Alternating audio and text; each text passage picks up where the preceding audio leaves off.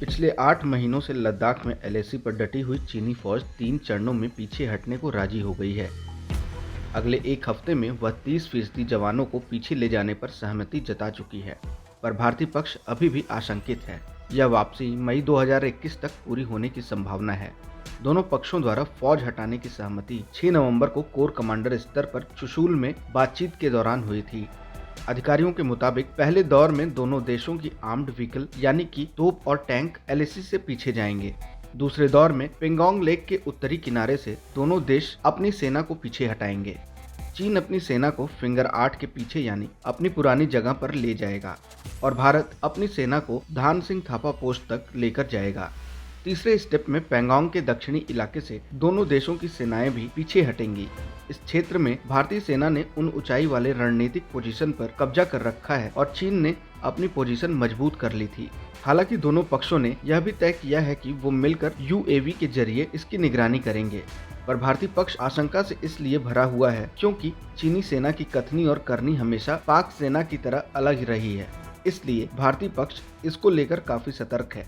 दोनों पक्ष इसलिए भी इस योजना पर तैयार हुए हैं कि फिलहाल पूर्वी लद्दाख में चोटियों पर भारी बर्फबारी हो रही है। करीब 15-16 हजार की ऊंचाई पर तापमान -45 डिग्री तक चला जाता है। इससे दोनों देशों के सैनिकों की परेशानी बढ़ सकती है। अगर कुछ समाधान निकल जाता है तो सेना पहले की तरह अप्रैल-मई वाली अपनी पुरानी जगह पर चली जाएगी। अगर यह सहमति लागू होती है तो दोनों ओर की सेनाएं अप्रैल-मई वाली अपनी पुरानी स्थिति में वापस अपनी अपनी जगह पर लौट जाएंगी। सूत्रों के मुताबिक मई 2021 तक यथास्थिति बहाल हो जाएगी और चीन सीमा के अग्रिम मोर्चों पर तैनात अपने 400 टैंकों को वापस ले लेगा। इस योजना को 3 चरणों में बांटा गया है। अधिकारियों की माने तो योजना के पहले चरण में दोनों देशों की आर्म्ड व्हीकल यानी टैंक, तोपों और हथियारों से लैस सैन्य वाहनों को सीमा पर तैनाती से एलएसी से एक महत्वपूर्ण दूरी पर वापस ले जाया जाएगा। दोनों देशों के बीच हुई बातचीत के अनुसार टैंक और सैन्य वाहन एक दिन के अंदर अंदर वापस अपने स्थानों को भेजे जाएंगे। दोनों देशों के बीच 6 नवंबर को बैठक हुई थी, जिसमें विदेश मंत्रालय के संयुक्त सचिव नवीन श्रीवास्तव और सैन्य संचालन महानिदेशालय के ब्रिगेडियर घई ने हिस्सा लिया था।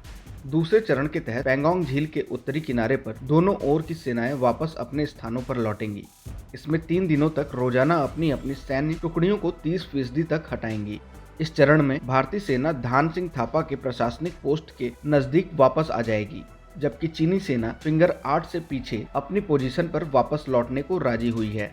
तीसरे और अंतिम चरण के अनुसार दोनों ओर की सेनाएं चुशूल और रेजांग ला क्षेत्र के आसपास के इलाकों समेत पेंगोंग झील क्षेत्र के दक्षिणी किनारे से अपनी वर्तमान स्थिति से वापस लौट जाएंगी। इस इलाके में भारतीय सेना ने ऊंचाई वाले इलाकों में कब्जा किया है, जबकि चीन ने भी अपनी पोजीशन यहां मजबूत बना ली थी। फिलहाल इस वापसी प्लान की सेना ने आधिकारिक घोषणा नहीं की है, लेकिन इतना जरूर बताया जा रहा है कि इस योजना को लेकर चीनी सेना की मानसिकता को बहुत ही सावधानी से परखा जा रहा है। दरअसल चीनी सेना अभी तक पहले आप पर ही अटकी हुई थी। फिलहाल इस वीडियो में इतना ही। अगर कोई सवाल और सुझाव है तो हमें कमेंट बॉक्स में जरूर बताएं। देश और दुनिया की ताज़ा तरीन खबरों की अपडेट्स के लिए हमारे चैनल लोकमत हिंदी को सब्सक्राइब करना ना भूलें। अगर आप ये वीडियो फेसबुक पर देख रहे हैं तो हमारे पेज को फॉलो जरूर करें।